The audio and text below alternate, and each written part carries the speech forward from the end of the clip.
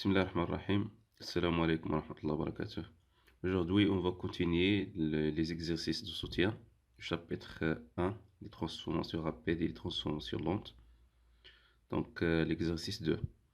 On réalise successivement les trois mélanges ci-dessous. Pour chacun des trois mélanges, l'eau oxygénée est introduite à l'instant t0 égale à 0 secondes. Dans les trois mélanges, l'acide sulfurique est en large excès. Donc voilà le tableau de mesure. On a trois produits chimiques. On a l'acide sulfurique, la solution d'iodure, l'eau oxygénée, de même concentration qui est égale à 0,1 mol par litre pour chaque produit. Et on a aussi l'eau distillée. Alors pour chaque mélange, on introduit un volume, ça y est, un volume V en général, ou bien un volume VE de chaque produit. Le volume total du mélange de chaque mélange est égal à 30 ml. Voilà. Le document ci-contre donne les concentrations en d'iode formées en fonction du temps. Donc voilà, on a la concentration de I2 en millimoles par litre en fonction du temps en minutes. La première question, écrire l'équation de la réaction étudiée en dans les couples mis en jeu. On a deux couples, I2 AQ et moins, H2O2, H2O. Alors, avant d'écrire l'équation de réaction, il faut déterminer, ou bien il faut savoir les réactifs. Donc, d'après l'énoncé et le tableau de mesure, on a les réactifs sont l'eau oxygénée et les ions d'iodure. C'est donc l'oxydant qui joue le rôle d'un réactif, c'est l'eau oxygénée. Et le réducteur qui joue le rôle d'un réactif, c'est les ions d'iodure. Donc, la première question. Alors, pour déterminer l'équation globale de réaction, donc on écrit les demi-équations d'oxydant réducteur, ou bien d'oxydant réduction, mais on écrit l'oxydant qui joue le rôle d'un réactif à gauche. Par exemple, H2O2. Et de l'autre côté, on écrit H2O. Donc voilà. Alors, pour équilibrer cette demi-équation, donc en général, pour équilibrer une demi-équation d'oxydoréduction, donc il faut équilibrer l'élément qui subit le phénomène d'oxydation ou bien de réduction en général. Ensuite, on équilibrait l'oxygène par l'ajout de l'eau à l'autre côté. Ensuite, on équilibrait l'hydrogène par l'ajout des ions d'hydrogène H+. Dans ce cas, on a l'oxygène, c'est dans les deux côtés. Donc, on commence par équilibrer l'oxygène. Donc, de ce côté, on a 2 moles d'oxygène et ici, on a 1 mol, donc on multiplie par 2 ici. Ensuite, on équilibre l'hydrogène. Donc, de ce côté, on a 2 moles. Dans ce côté, on a 2 fois 2, 4 moles. Donc, on ajoute 2 moles des ions d'hydrogène ici. Ensuite, on ajoute les électrons ou bien on équilibre la demi-équation, bien la charge de la demi-équation par l'ajout des électrons aux côtés d'oxydant. Donc on a l'oxydant H2O2, on a ici 2H+, donc deux charges positives, 2 fois plus, c'est-à-dire 2 plus. Donc on ajoute 2 électrons ici. Maintenant, on écrit le réducteur comme un réactif, c'est-à-dire on écrit la demi-équation d'oxydoréduction, mais on écrit le réducteur à gauche. C'est donc E moins AQ. Et de l'autre côté, on écrit l'oxydant conjugué. Bien conjugué. Donc voilà. Maintenant, on équilibre l'élément qui subit le phénomène d'oxydation, c'est-à-dire les ions d'iodure. Donc, l'élément d'iodure, on a ici un mol et ici on a 2 moles, donc on multiplie par 2 ici. Et on équilibre la demi-équation par l'ajout de 2 électrons à côté de l'oxydant. Maintenant, pour déterminer l'équation globale, il faut déterminer le nombre des électrons échangés par chaque demi-équation. Donc ici, on a le nombre des électrons échangés égal à 2 électrons. Et ici, on a 2 électrons. Donc, lorsqu'on fait la flèche de l'équation. Dans l'équation globale, on obtient 2 électrons à côté des réactifs, ici, et 2 électrons à côté des produits. Donc, on simplifie par les 2 électrons. Donc, on écrit ici H2O2 à que plus 2H plus à que plus 2 et moins à que aussi. Et dans le côté des produits, on écrit 2H2O, ça y est, 2H2O, plus et 2 que. Donc, toujours, l'équation globale ne contient pas les électrons. Maintenant, on passe à la deuxième question. Calculer la concentration molaire de l'eau oxygénée et des ions d'iodure pour chaque mélange. Donc, on trace un tableau, comme ça.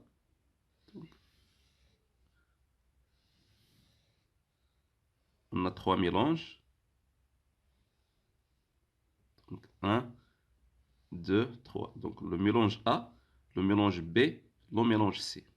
Et on a 2 espèces chimiques qu'on va déterminer sa concentration.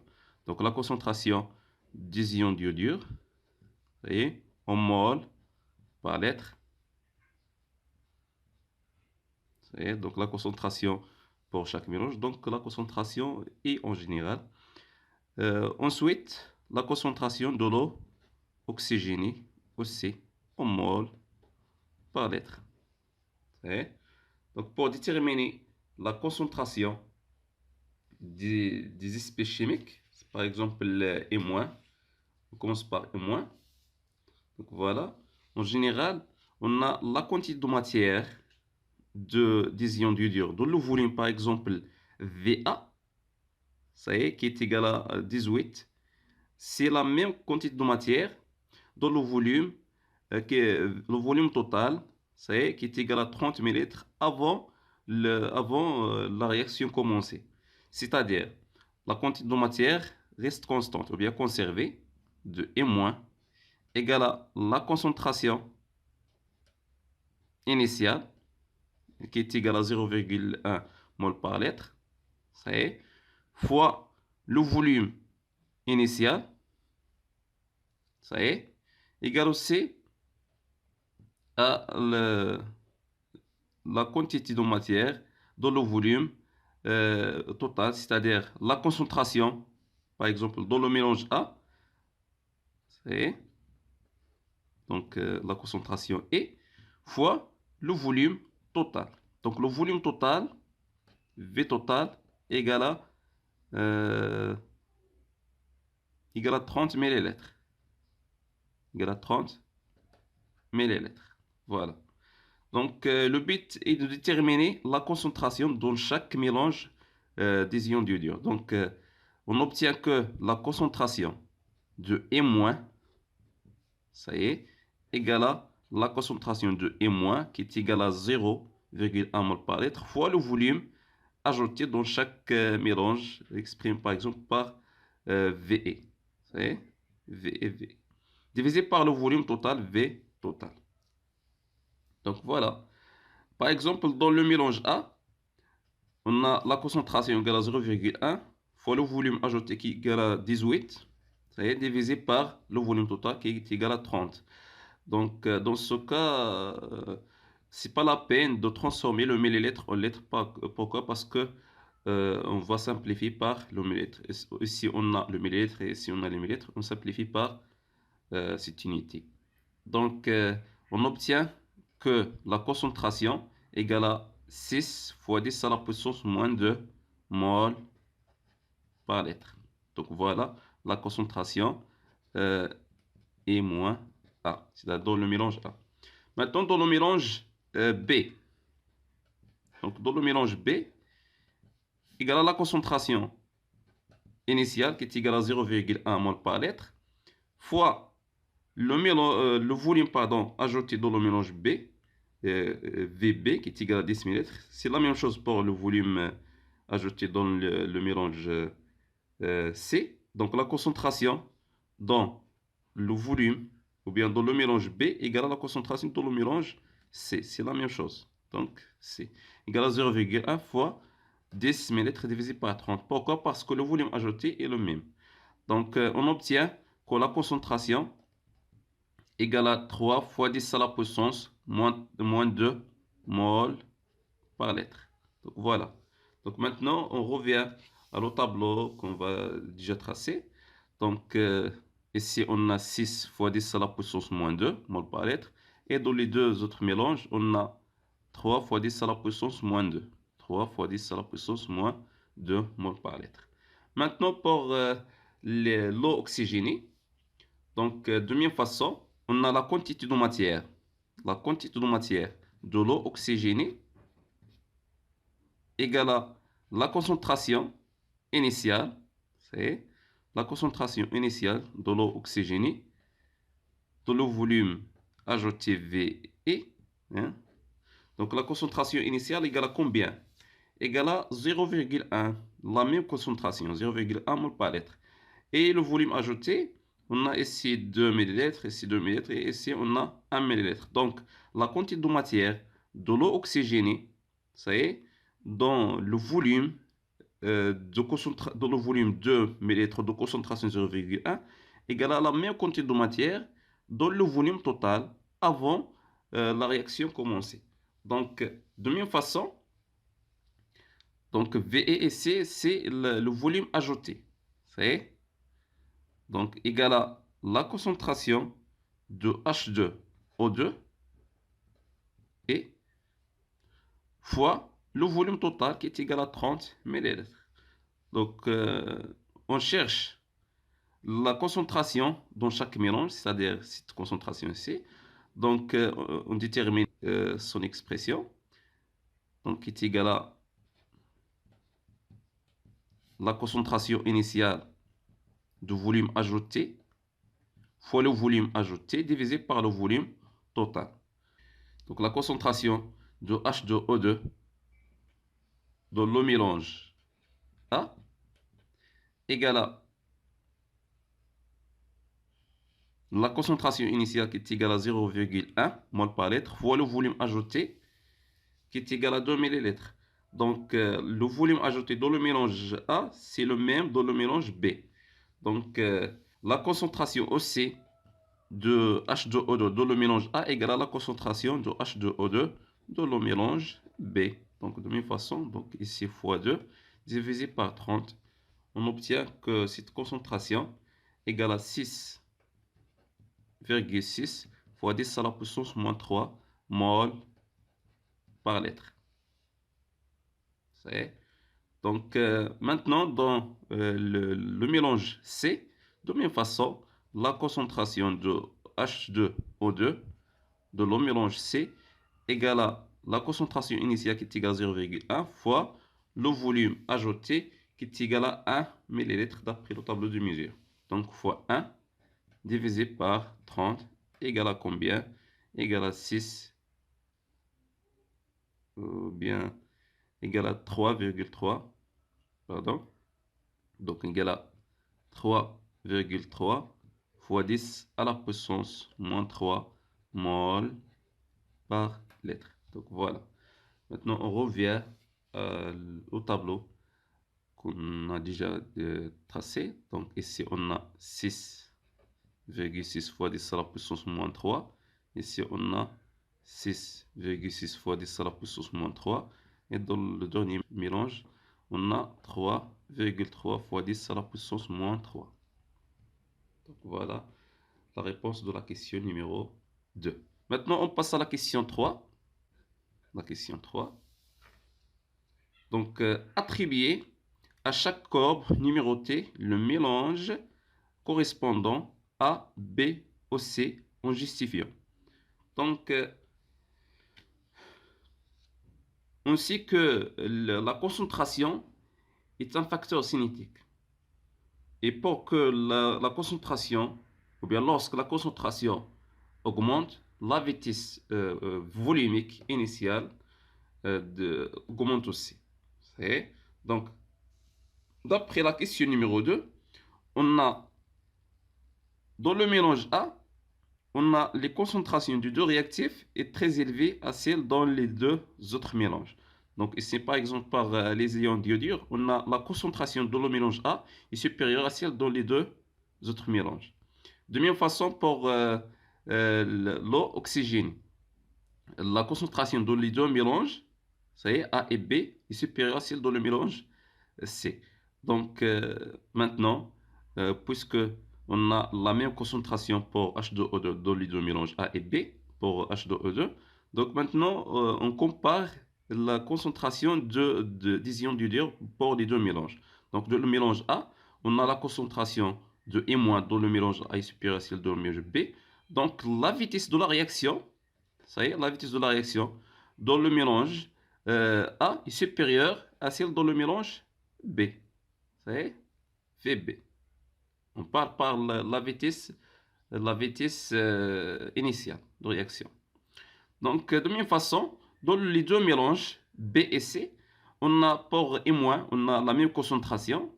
Et pour H2O2, on a la concentration de H2O2 dans le mélange B est supérieure à celle dans le mélange C. Donc, la vitesse de la réaction initiale dans le mélange B est supérieure, ou bien de mélange B est supérieure à celle du mélange C.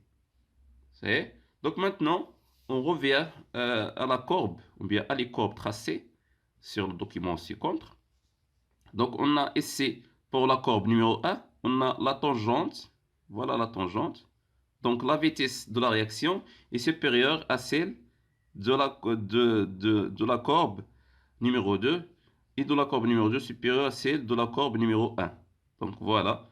Donc ça, c'est la vitesse VA. Et ça, c'est la vitesse VB. Et cette courbe, ou bien cette tangente, correspond à la vitesse V. Donc ça, c'est la courbe correspond au mélange A. La courbe 2 correspond au mélange B. Et la courbe 3 correspond au mélange C. Donc voilà pour la question numéro 3. Donc A correspond à la courbe 1. B correspond à la courbe 2. C correspond à la courbe 3.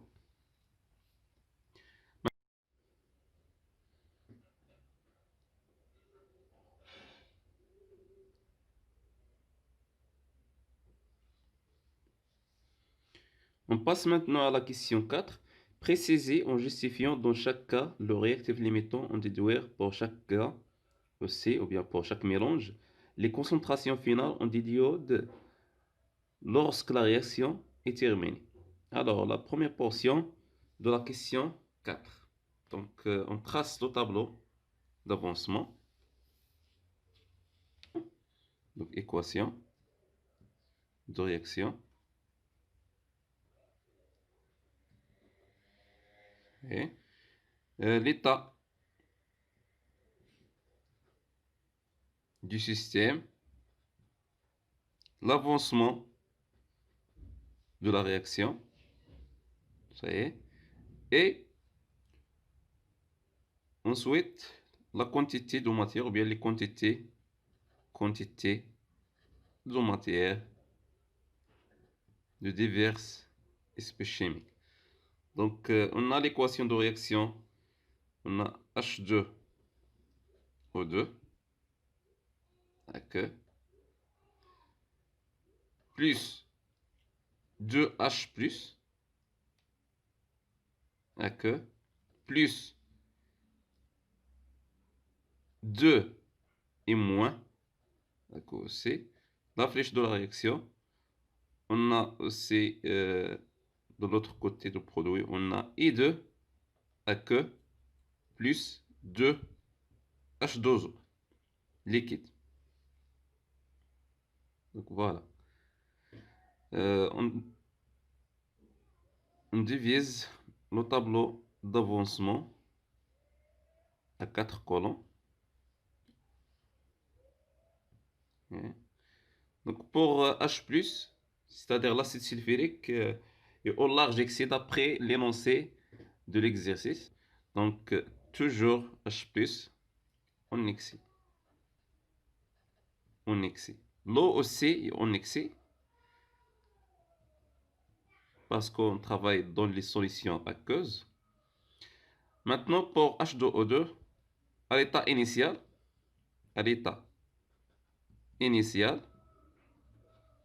on a l'avancement pour la valeur 0 et on a la quantité de matière initiale de H2O2 en général.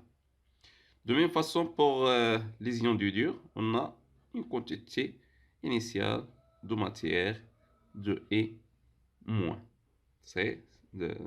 Ça dépend le mélange. C'est-à-dire la quantité de matière initiale de H2O2 dans le mélange A et B, c'est la même. Ça y est.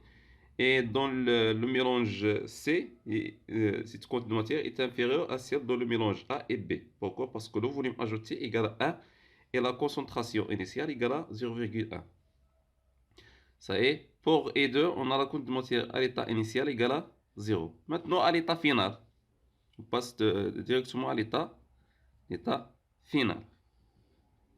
À l'état final, l'avancement prend une valeur maximale, Xmax. Donc la quantité de matière restante de H2O2 égale à la quantité de matière de H2O2 initial moins Xmax. Ça y est. Et pour E-, la quantité de matière restante de E- égale à la quantité de matière initiale moins 2 Xmax. Pourquoi? Parce que le coefficient stéchiométrique égale à 2 dans l'équation de réaction. Pour E2, Xmax. Ça y est, Xmax. Maintenant, pour déterminer le réactif limitant, il faut suivre la méthode de proposition. Ça y est. Donc, on a trois mélanges différents. On a le mélange A, le mélange B et le mélange C. Ça y est. Donc, à mon avis, je pense que le réactif limitant, c'est H2O2. Pourquoi? Parce que le volume ajouté dans chaque mélange égale à 2, 1, c'est-à-dire un volume très, très petit. Et pour les ions du dur, on utilise des volumes qui sont supérieurs 5 fois ou plus du volume de l'eau oxygénée. Malgré la quantité de matière, d'après l'équation de réaction qui est égale ici à 2, c'est-à-dire 1 mol de H2O2 va réagir avec 2 mols de E-. C'est donc pour déterminer, ou bien pour déterminer est-ce que le H2O2, ou bien l'eau oxygénée, est un réactif limitant. Donc on prend par exemple le mélange B. C'est l'eau oxygénée est le réactif limitant dans le mélange B. Donc c'est simple pour déterminer quel est le réactif limitant des autres mélanges. Et donc on propose que H2O2 est le réactif limitant. C'est donc le mélange B. Dans le mélange B. Et donc la quantité de matière à l'état final de H2O2 égale à la quantité de matière initiale de H2O2C moins Xmax, d'après le tableau d'avancement bien sûr, égale à 0. C'est-à-dire Xmax égale à la quantité de matière initiale de H2O2. Ça y est. Et la quantité de matière de H2O2 égale à la concentration, ça y est, de H2O2 dans le mélange B. Donc la quantité de matière dans le mélange B, c'est le mélange B, Xmax B, fois le volume total. Donc la concentration de H2O2 dans le mélange B égale à combien? D'après la question numéro 2. Égale à 6,6 fois 10 à la puissance moins 3. Ça y est. Donc 6,6 fois 10 à la puissance moins 3 mol par litre.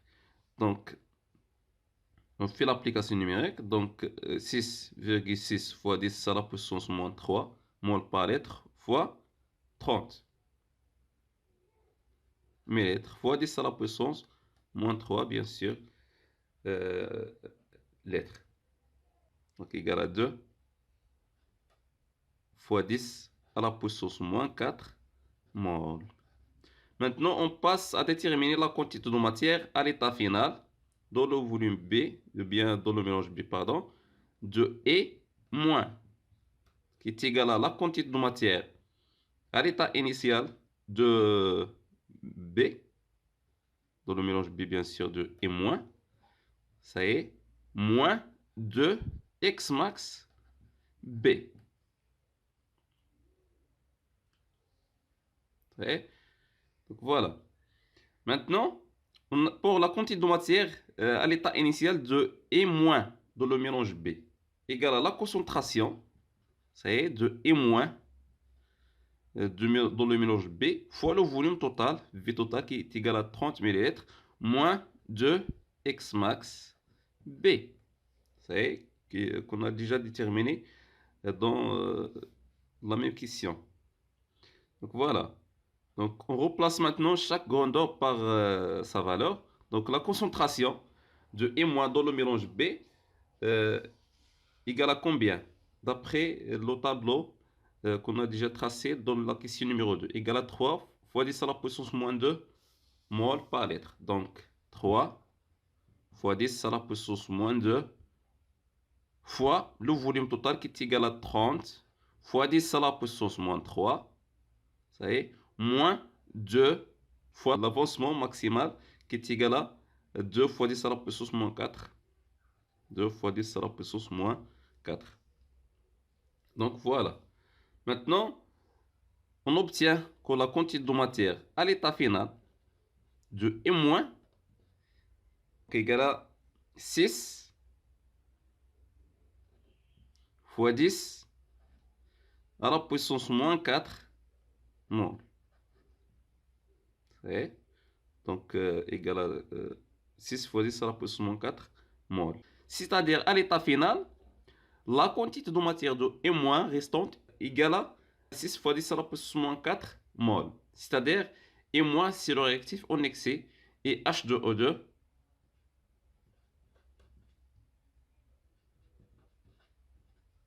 est le réactif limitant. Ça y est. Donc voilà. Donc pour le mélange B. Donc dans le mélange, pardon, B. Donc voilà. Donc dans le mélange B, le réactif limitant est l'oxygène H2O2.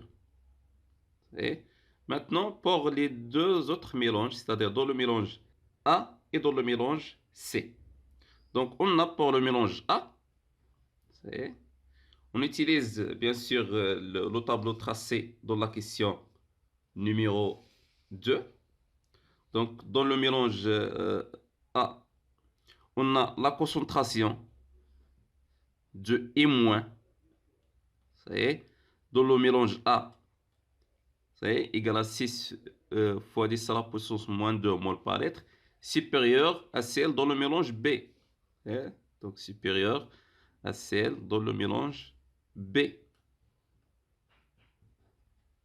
Ça y est. Et la quantité de matière, ou bien la concentration de H2O2 dans le mélange A égale à la concentration de H2O2 dans le mélange B. Ça y est. Donc, et on a dans le mélange B, on a H2O2, c'est le réactif limitant. Donc, de même façon, le réactif limitant dans le mélange A est H2O2. Donc, H2O2 est le réactif limitant. Voilà. Maintenant, pour le mélange C. Pour le mélange C. Donc, dans le mélange C, on a la concentration de E-. Pourquoi? Parce que le mélange, ou bien dans les trois mélanges, on a le même volume total qui est égal à 30 ml. Donc, on compare tout simplement les concentrations des divers réactifs. Donc, la concentration de E- dans le mélange B égale à la même concentration de E- dans le mélange C. Toujours d'après la question numéro 2. Donc, égal à 3 fois 10 à la puissance moins 2 mol par litre. Et ici, on a 3 fois 10 à la puissance moins 2 mol par litre. C'est. Et on a la concentration de H2O2 dans le mélange B est supérieure à celle dans le mélange C. C'est. Donc, on a, dans le mélange B, on a le réactif limitant c'est H2O2 avec cette quantité de matière qui est supérieure à celle dans le mélange C. C'est donc dans le mélange COC, c'est H2O2 qui est le réactif limitant. Donc on a aussi la concentration de H2O2, ça y est, dans le mélange B est supérieure à celle dans le mélange C. Donc le réactif limitant, c'est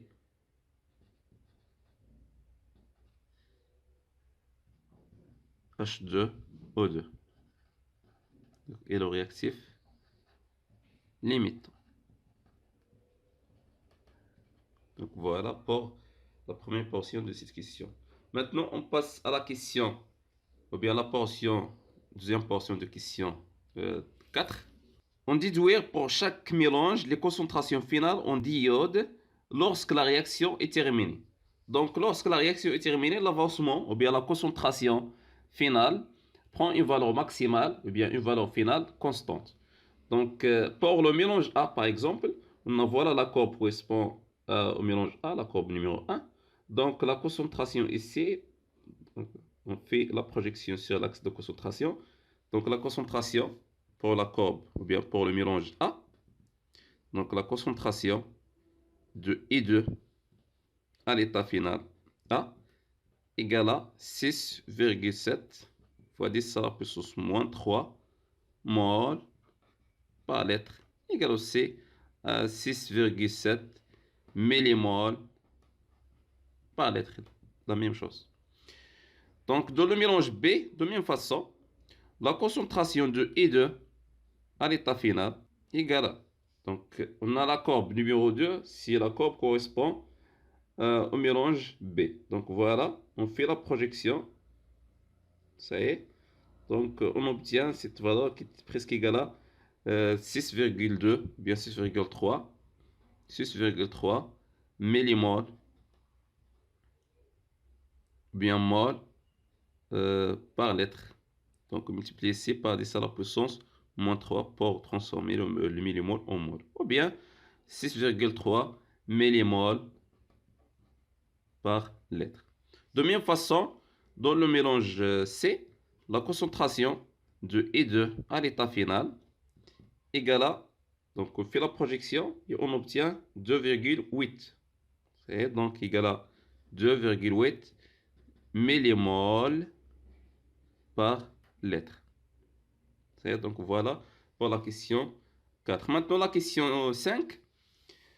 À l'instant t égale à 30 minutes, les réactions sont-elles terminées dans les 3 cas? Justifiez la réponse.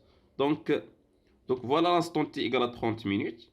Donc pour que la réaction est terminée, donc la concentration finale, ou bien la concentration de I2 prend la valeur maximale. Et on a déjà déterminé les valeurs maximales, ou bien les valeurs finales de la concentration de I2. Donc pour par exemple le mélange A, on a la concentration finale, on fait la projection, c'est-à-dire l'intersection de la droite passant par l'instant t égale à 30 minutes avec la courbe numéro 1, on fait la projection, on obtient que la valeur de la concentration égale à 6,7 fois 10 à la puissance moins 3 mol par litre. Donc, la réaction dans le mélange A est terminée. Pourquoi? Parce que cette valeur égale à la valeur de la concentration de I2 à l'état final. De même façon pour le mélange B. Donc, lorsqu'on fait la projection du point d'intersection de cette droite avec la courbe numéro 2, on obtient cette valeur qui est égale à 6 millimoles par litre. Donc, 6 millimoles par litre est inférieur à la valeur qu'on va déjà déterminer, bien qu'on a déjà déterminé dans la question B. Donc 6 inférieur à 6,3. Donc la réaction n'est pas terminée dans le mélange B. De même façon pour le mélange C. Donc l'intersection de ce point, bien de la droite, de cette droite avec la courbe, lorsqu'on fait la projection, on obtient la valeur qui est égale, presque égale à 2,3. Et 2,3 inférieur à la valeur de la concentration finale de E2 qui est égale à 2,8 mmol par litre. Donc la réaction n'est pas terminée dans le mélange C. Donc la réaction n'est pas terminée. Alors, dans le mélange A, la réaction est terminée car la concentration de E2 formée à l'instant T égale à 30 minutes égale à celle de l'état final. C'est égal à 6,7 fois 10 à la puissance moins 3 mol par litre. Et dans le mélange B et C, la réaction n'est pas terminée car la concentration de E2 à l'instant T égale à 30 minutes inférieure à celle de l'état final qui est égale à, dans le mélange B, 6,3 mmol par litre et dans le mélange C égale à 2,8 mmol par litre. C'est tout. S'il vous plaît, si vous avez des questions, n'hésitez pas de les poser. Je suis là pour vous aider. Merci pour votre attention et à la séance prochaine, Inch'Allah. Au revoir.